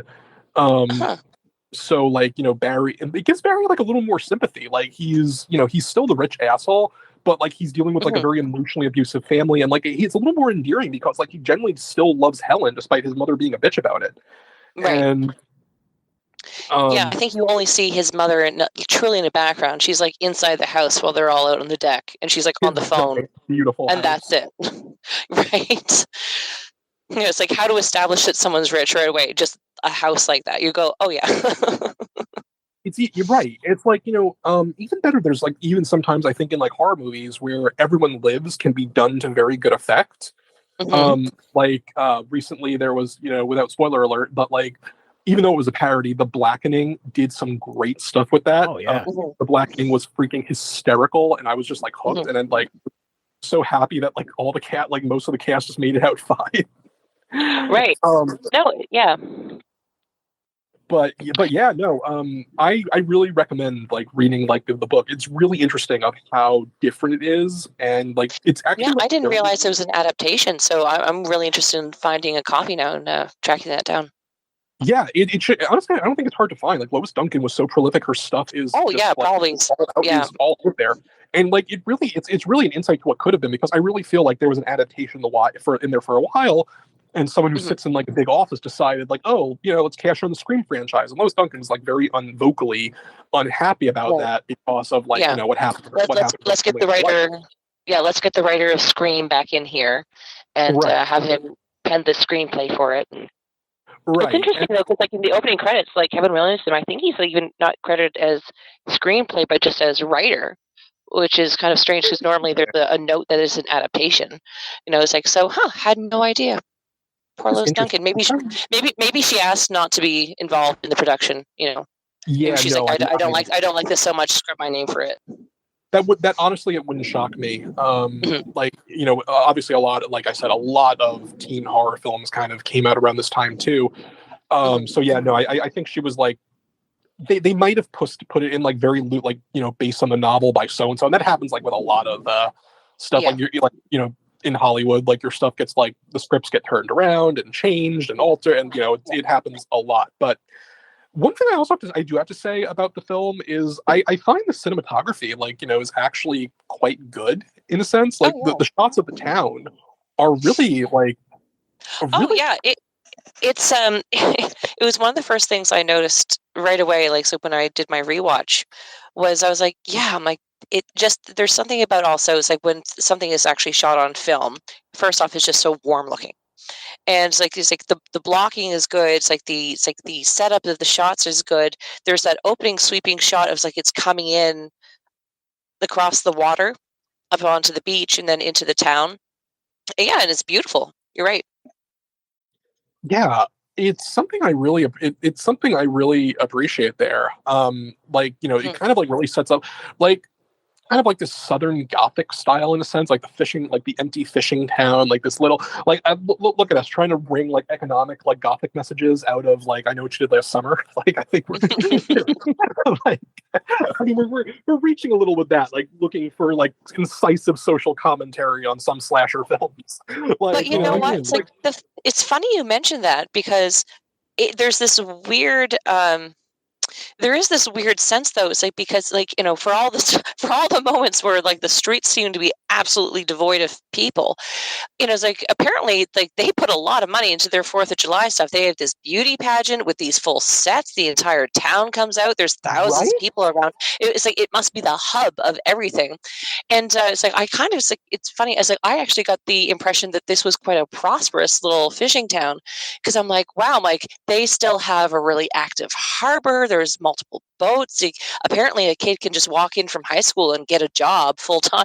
And so I'm like, what is this town actually that's now being hung together in a time where it's like this shouldn't actually be as robust as it is, and yet. Makes me sort of sadder I didn't like Scream 6 because like slasher films are such a small town thing in so many ways. It's like this horror of creeping suburbia or horror of like deserted town. And like, how do I put this? It really like feels like an artifact that doesn't carry over as well to the big city, where Scream 6 kind of tried. I don't think it ever really like hit that potential. No, I think it's like what I actually didn't see Scream 6. I wasn't. I'll be honest. I wasn't a huge fan of the 5th one, so I just never really got around to seeing number 6. And I also got the impression I was like, it kind of feels like a Jason Goes to Manhattan moment, where the location, like you were saying, it's like feels so inauthentic. It almost feels like a wink and a joke, being like kind of like Jason is like Ghostface does Manhattan. You're like, oh, okay. And he barely goes to Manhattan. That's like the parts of him in Manhattan are the best parts of that movie. Oh, is it mostly not there? No, it mostly takes place on a boat. Jason is barely in Manhattan until the last 20 minutes. It leads to maybe my favorite scene is like one guy has a boxing scene with Jason when like he's just trying to put like it's one of the best kills in any Friday the 13th when he's just punch the head off. Yes, Jason. It's pretty amazing. great when he just tells Jason, just take your best shot. Like, it also reminds me, like, there's one book I love, and that's Grady Hendrix's The Final Girl Support Group. Yeah, that was very good. When, like, you know, like that's one thing I think that kind of the sequel could have done better is the PTSD that you get from being the final girl. I think Grady Hendrix explored that really well, of like, you know, here's what happens to like all the final girls after, because I think he said he was influenced by his frustration of what happened in the Friday the 13th when, you know, Alice gets basically just ganked in the opening scene of the second one. Yeah. And he and did also, Alice dirty. let me just say too that Mrs. Voorhees is a better killer than Jason. Oh yeah. I am just gonna. She's doing that in her 50s too. I love, by the way, how Betsy Palmer, like, she basically begged them to add like one scene of foreshadowing of her, and they completely refused to do it. She was like basically bringing up, she's like, I just appear, I'm the killer. Like, there's no build up, there's no writing to this. Can we just please just like add, like, just foreshadow me a little? You know what? I kind of like that. I kind of like that they don't. To be honest, I feel like by adding that one extra person, you would have. It would be like a red flag. You know, just being like, "What's she doing here?" You know. But like, it's like when she just appears, she does kind of seem, you know, warm and, you know, safe, right? Just being like, she's got a cable knit sweater. She's lovely. You know, like you're just like, oh, she'll make this better. But then it's like, no, instead she's going, kill him, mommy, and whispering, you're going, oh no, she's out to lunch. You know, it's like this, it is her. And Betsy Palmer, she was not like an unknown then. She was like she was a film star, Broadway. Like, I mean, and you're right. She looks like she should be baking people cookies, and, you know, like, she looks like the happy teacher there. She's just, you know, like one of my favorite, one of my favorite things is, like, you know, the old school actor who kind of started in the slasher film, and they're just kind of like about it, and then they just completely kill the role, like Donald Pleasance as Dr. Loomis too. Oh my god! And apparently he loved that role. He came back like 5 more times for it. So I think it was just like, apparently he was drunk off his ass filming Halloween, like, so much of it. You can kind of tell in number 2 a lot. Although it adds a bit to the unhinged. When you start thinking about Dr. Loomis, you're like, this guy has a weird vendetta against this one patient where he's like, the darkest eyes, the blackest eyes. He is pure evil. You can't save him. Or he's like, and he starts in the second one especially, he's just like ranting. He's basically like, okay, Dr. Loomis, get into the car. That's how, if you don't buy into this whole evil thing, Dr. Loomis is just a very bad psychiatrist. Like, I gave up on helping my patient after like about a year. So he was a child, but I said he was evil. Probably goes home and says the toast. He tells his wife the toaster is evil. It's like, come on, this is a Wendy's. Oh, think about how terrible it would be trying to do therapy with Michael Myers. You've been trying for a whole year. He still won't say a single fucking word.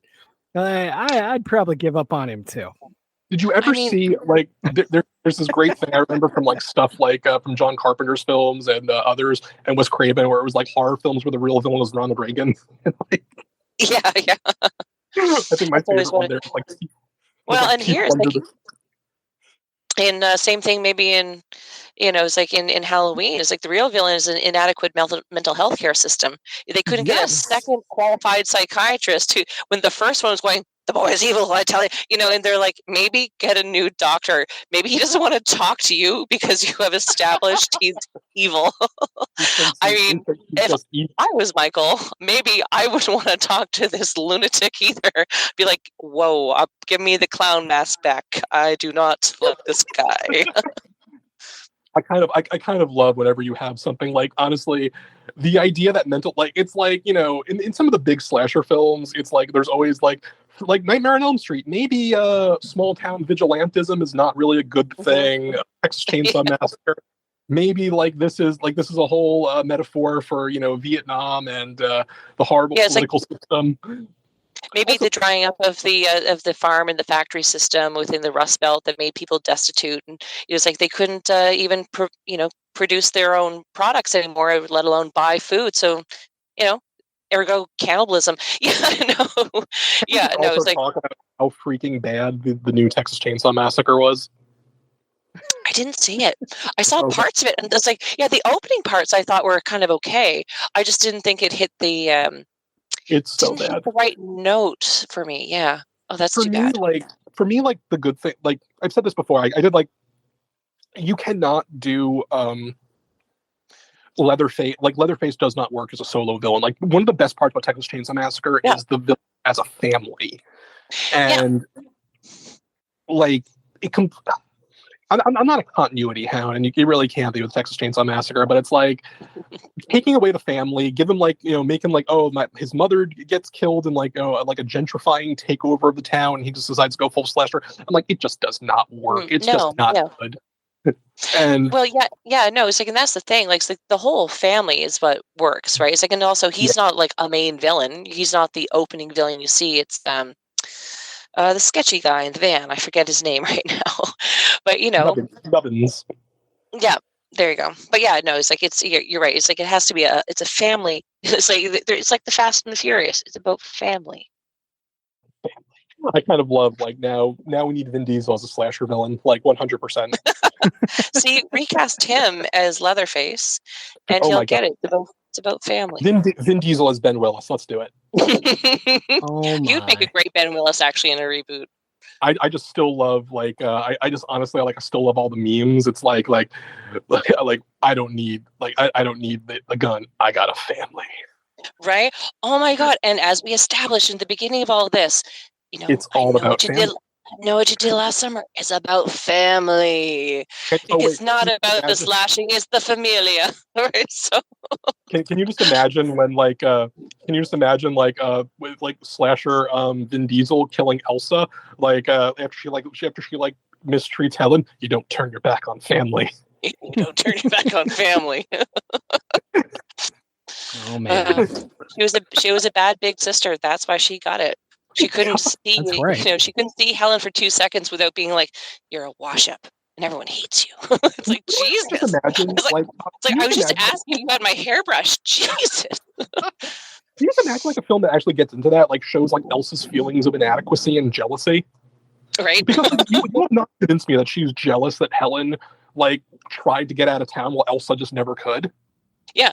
It's like she was popular and pretty and had dreams, and she was just like, well, that must be because you're terrible. It's like, wow. Like, wow, Elsa, just like fuck you, Elsa. Yeah, right. She was one of the few like killed cities where I'm just like, this is satisfying. I'm glad she's dead in the film. So just to go over this again, so Elsa is the real villain. Julie is not as great as we think she is, and Ben more sympathy. Did I get that right? Yes, Ben with his, look, if someone wants and Helen should be the hero. Yeah. Yes. If someone wants to hire me to do like a Ben Willis like autobiography, right? Just I am Ben. The testament of Ben Willis, like him growing up in being traumatized by Korea or Vietnam and fighting getting out, and he's recruited by the mob, and he tries to put his killer instincts behind him and settle down with his family, and then although he kill his wife, which is pretty shit on his record there. Whoa, we don't know what she was like. I think Ben's earned the benefit of the doubt now. I think in Vietnam his job was moving the bodies quickly. Or maybe like he tried to kill the kids and he's like, it's about family. And so it's like, no, she had to go. Maybe his wife was actually like a slasher villain herself. And, she tried, she basically was corrupted by demonic energy. And we can totally cross over. What if we cross this over with Evil Dead? Like they go to a cabin in the woods. His wife reads from the Necronomicon. She's possessed. She tries to kill the kids. It's all Ben can do. We're just putting the red string through every single horror film on it. Exactly. Ben. He has to hide out in rural Texas, and he becomes friends with Leatherface's family, and is where he learns how to get really handy with meat hooks and carving up animals and stuff. Or he served in Vietnam with one of Leatherface's brothers, and he came back. Yeah, there you go. He tried to move to Haddonfield, but it didn't work out. Like Freddy even Krueger served with Franklin as well. I'm just like loving how we're linking all this together. So obviously It all Kill- fits, man. It goes all the way to the top. It all fits. It's the new horror multiverse. It's even better because the Texas Chainsaw Massacre, they do introduce the Illuminati in like the movie with Matthew McConaughey. That's right. They'd go nuts in that one. I just remember introduced Matthew McConaughey, who was like, a member of the Illuminati as a member of the Leatherface family. I'm just like, you know what? At this point, the writing has gone so off the wall. Just take me on the journey. Yeah. Yeah. Oh my God. Yeah, that was right. It was Matthew McConaughey and Renee Zellweger, right, in that film? Yes. Oh my God, I forgot Renee Zellweger was in that. And it's great when you discover who was in what horror film. Like Jennifer Aniston was in Leprechaun, and right. Who was Jared Leto was in Urban Legends, and all these things where you're like, oh my God, it's you. And the motherfucker didn't even die in that one. No, right? He was just too doe-eyed. They're just like, no, he's got to survive. And we have he was fresh Jared Leto too. People didn't know. And we have they were making all the fun slasher films, in The Faculty, Jon Stewart was in there. Yeah, oh my gosh, that's right. He's in that. He looks like a baby. Oh my God, yeah, young Jon Stewart is in that. God, who else was in that? John, what's his name? He was the T-1000. I'm trying to remember his name. Jane. Oh yeah, yeah. It's escaping me. This is going to bother me for a little while. James, do you?